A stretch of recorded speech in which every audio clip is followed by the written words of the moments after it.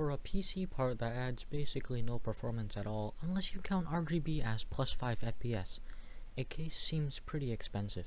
$40 plus for a metal box to put components in seems outrageous when parts like motherboards and graphics cards can cost even less. While this is probably due to shipping cost, it is no doubt crazy for those of us on a tight budget. Enter the Rosewill TYRFIng? Yeah, okay. It costs $35 shipped when on sale, and we'll be investigating if this is worth buying versus other options. We'll be assembling my PC inside of here today, so also consider this video as part PC guide. Unboxing the case is pretty boring, just two large pieces of styrofoam. Peeling off that plastic. And we get to see just how massive this case is.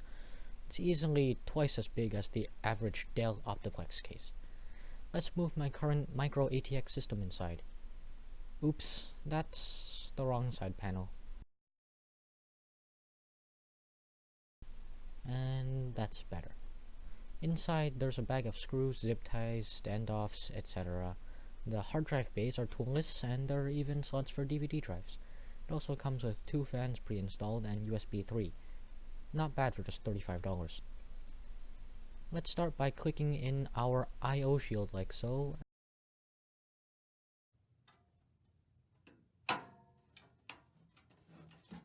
And then installing our motherboard standoffs.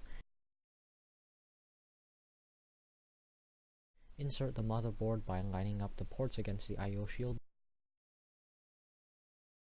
then screwing it down before getting the power supply into place, which I've done in the wrong order today. Oh, and you can see that only two of our screws fit, so we'll be screwing in our motherboard with just two screws, which is not ideal, but it should still work.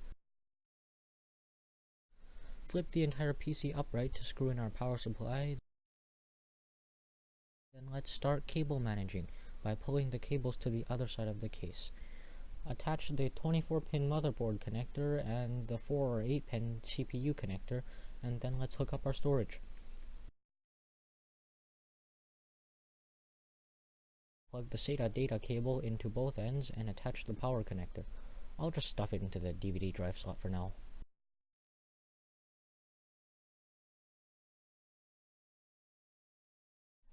Now let's connect the cables coming from the case, starting with the fans. I've attached both fans into a fan splitter cable. Then let's attach our power button, front panel audio, and front USB 3 and regular USB.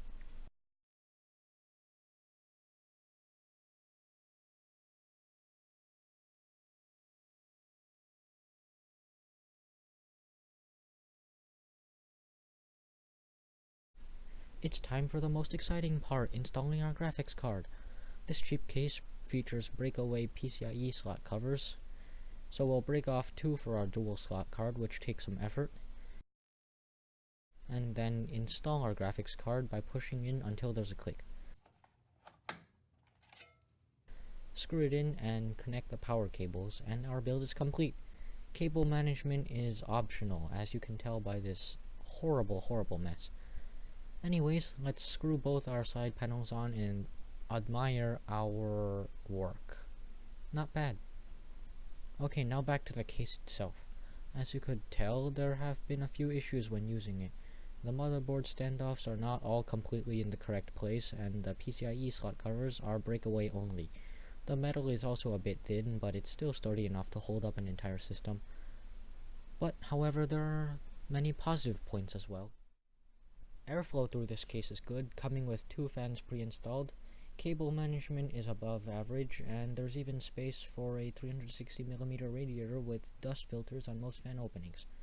Most of the assembly process is toolless, and the case is spacious enough for even the largest of graphics cards.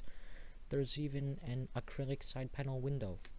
So for $35 is it worth buying? I'd say yes. For those of you that just want a box that works, this is a great choice. It's not difficult to build in, it's cheap, and it has most of the basics covered. It's a clear step up over not having a case, so if you can spare the $35, go for it. Now, if you don't need any more than this, a more expensive case would definitely not be worth it. However, if you want more aesthetically pleasing or higher build quality cases or RGB, expect to pay a little more. Overall, this is a great buy for $35 and it is worth getting. Thanks for watching.